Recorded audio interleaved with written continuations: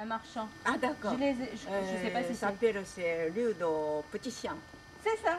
Ah, ça y est. Ah, Oui, vous avez vu? je l'ai vu. Ah, oui, oui. Oui, oui. Il y en a beaucoup. Oui. Ah, ah, J'ai vu ah, rue des poussière, Petits hein. Champs parce que je vais. Poussière. Ah bon? Mais c'est Parce que.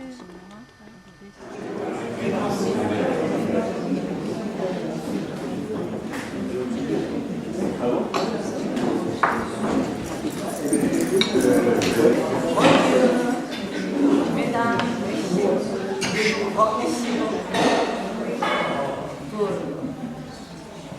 présenter votre compétition.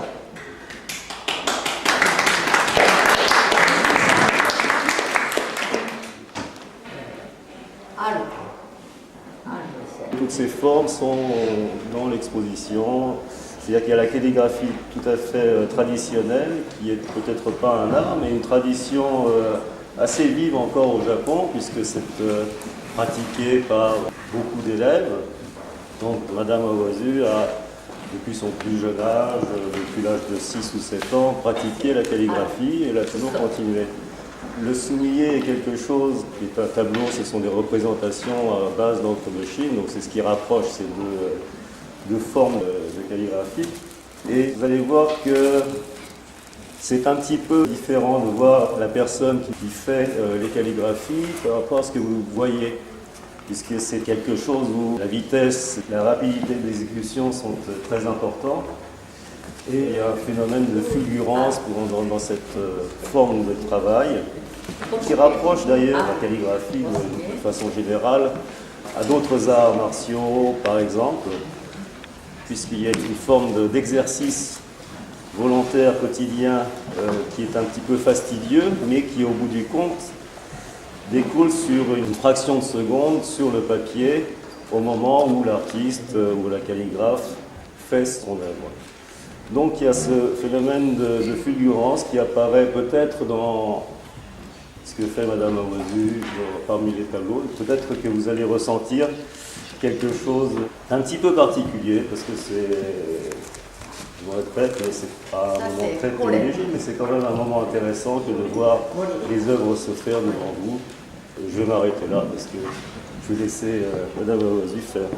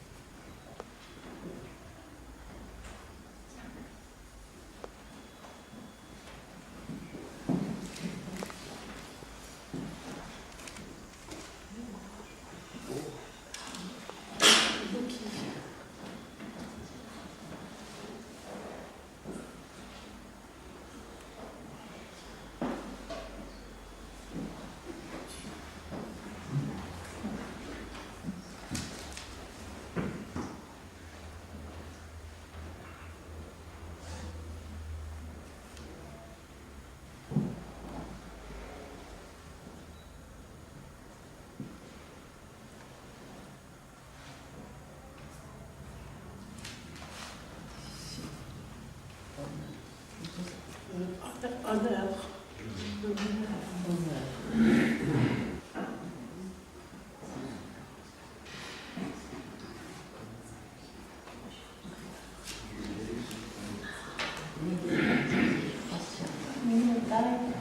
Patience.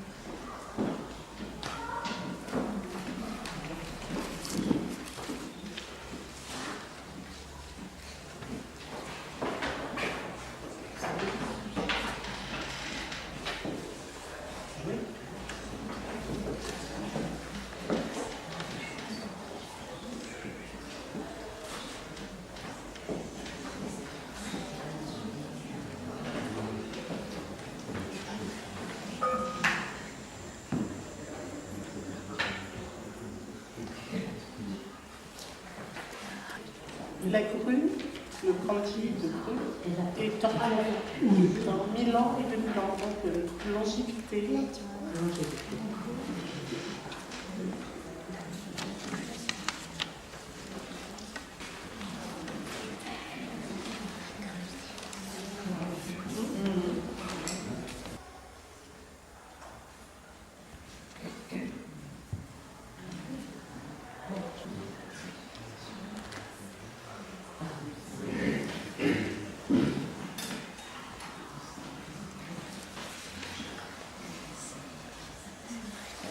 C'est pas facile à traduire parce que ce sont des doctrines, des dictons qui s'appliquent plutôt à des disciplines comme le judo. Là, en l'occurrence, c'est quelque chose qui veut dire prendre l'énergie et la restituer. Et c'est un des principes fondamentaux de l'art martial qu'est le judo.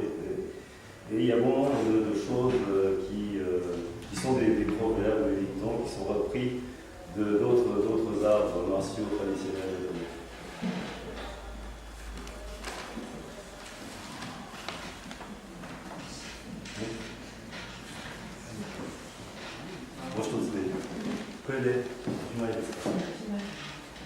Donc là, vous avez pu voir un petit peu l'ensemble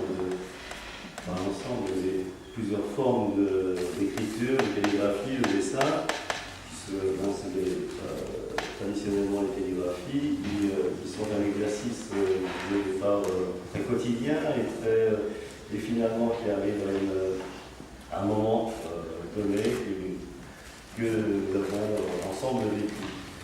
Et au-delà de ça, il y avait les souliers, c'est-à-dire les bambous, et puis une autre forme, je n'avais pas parlé au départ, qui est les haïkus, qui sont des poèmes japonais qui, par eux-mêmes, sont un art et qui sont transcendés par cette façon d'écrire, puisque c'est une façon très fluide et pas du tout académique. Vous l'avez vu, ce sont des caractères qu'on ne reconnaît plus, mais il y a une forme de poésie par la calligraphie elle-même, qui au départ est encore une poésie, donc c'est un ensemble de choses et donc je crois que c'est à cause de ça que beaucoup de gens sont attirés par la calligraphie, l'art de l'écriture, l'art du dessin au pinceau et à l'encre de Chine, puisqu'à chaque fois c'est un plaisir et en même temps une discipline, une véritable discipline, à travers de laquelle on peut avancer soi-même pour l'accomplissement d'une certaine forme d'amour de la calligraphie. Donc Madame Rosine a commencé à avoir un petit peu mal aux mains, donc elle va s'arrêter. Voilà.